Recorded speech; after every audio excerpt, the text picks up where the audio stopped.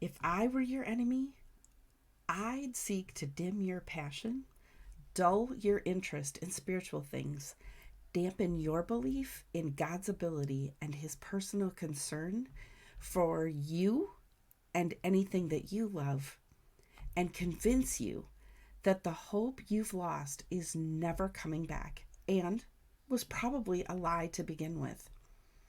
This is the opening paragraph in the chapter from Priscilla Shirer's book Fervent, where it focuses on passion, your passion.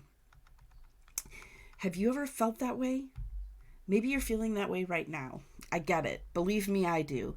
In fact, this morning, the enemy attacked me and made me question lots of things this morning, but that's a video for another day. I want to talk to you about passion today, your passion, and how to get it back. And if we haven't met before, I'm Melissa Schultz, and I help women experience kingdom breakthrough so that they can get in alignment with the assignment they have from God and start living with purpose and passion.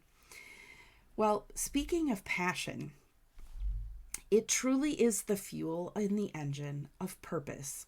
It's the thing that drives you through the boring and the oftentimes difficult things that you need to do to get to success.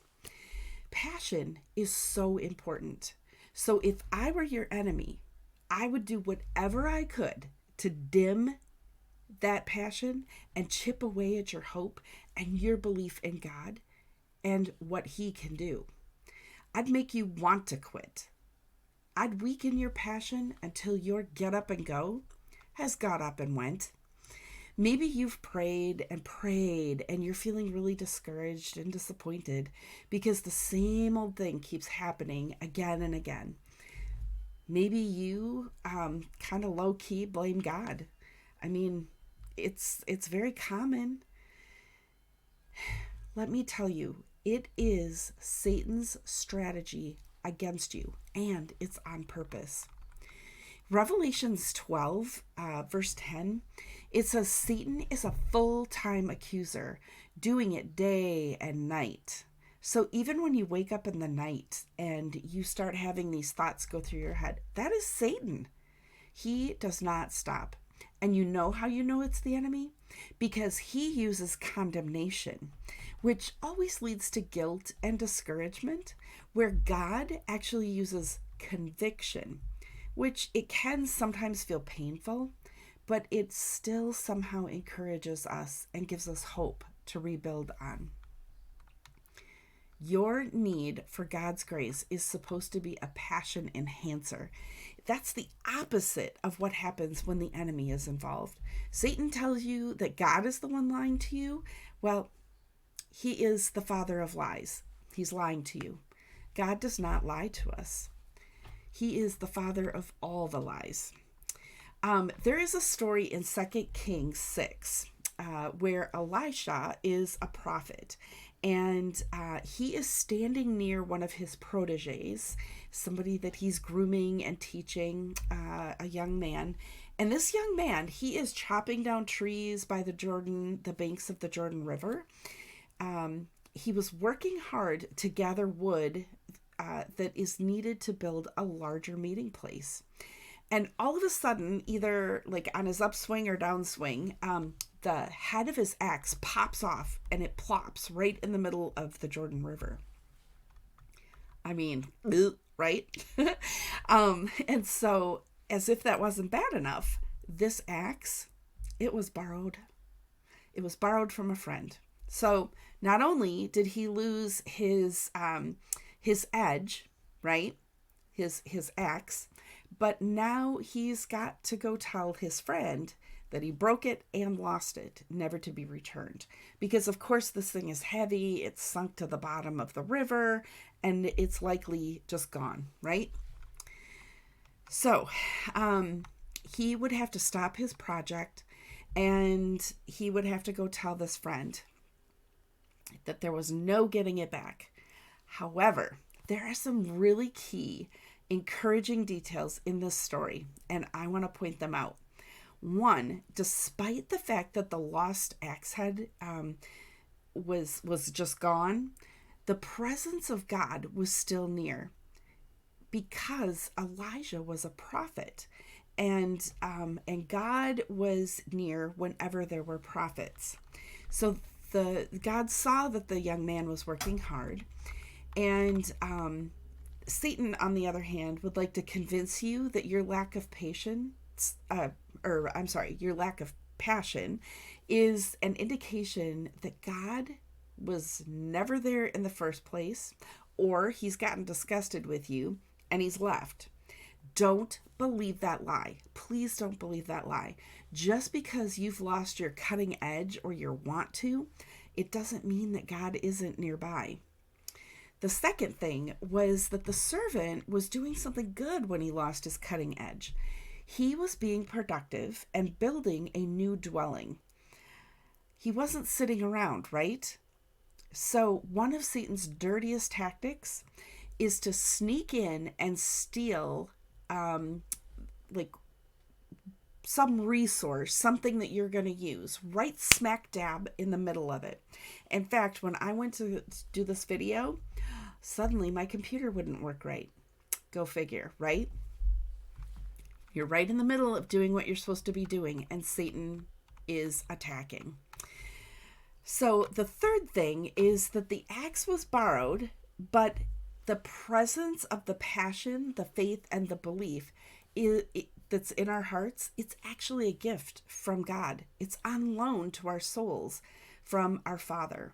So like the man's axe that was on loan, so is our passion, our faith, and our belief. So don't feel guilty if that just feels like it's waned a little bit. And don't feel like you're personally responsible for getting that back. You can't manufacture it. I want you to pray and ask God to give it back and then to fan it into a flame inside of you. And then fourth was only a work of God could retrieve the axe head.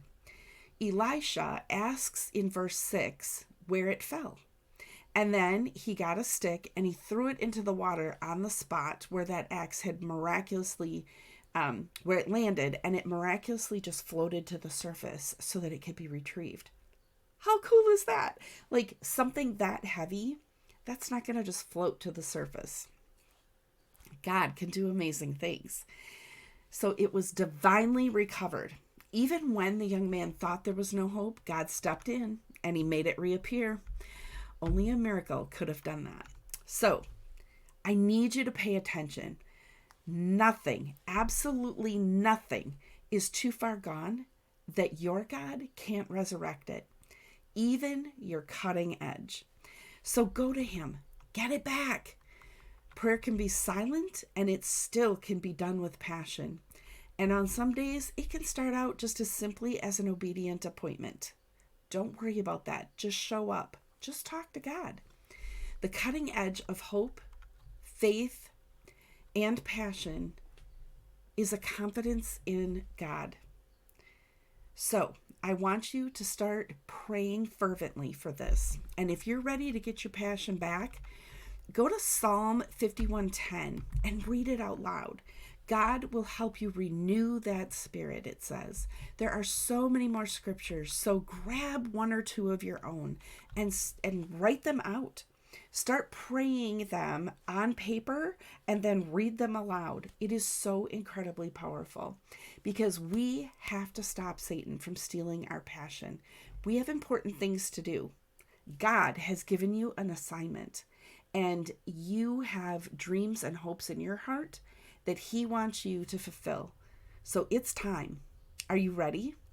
I would love to hear below what scripture you might be grabbing to stand on and how I can pray for you. I would love to pray for you.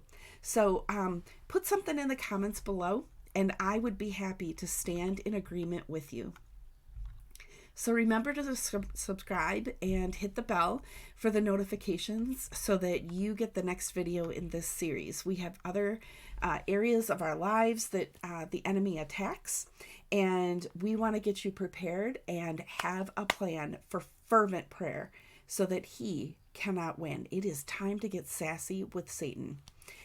And I pray that this was helpful to you. And I'd like to encourage you to consider partnering with my ministry. When you partner with my ministry, it allows me to create content, communities, and programs that allow believers to be successful in the things that God has placed in their heart. If God is speaking to you to partner with the work that I'm doing, please go visit melissaschultzministries.com/partner for all of the details. Until next week, pray fervently.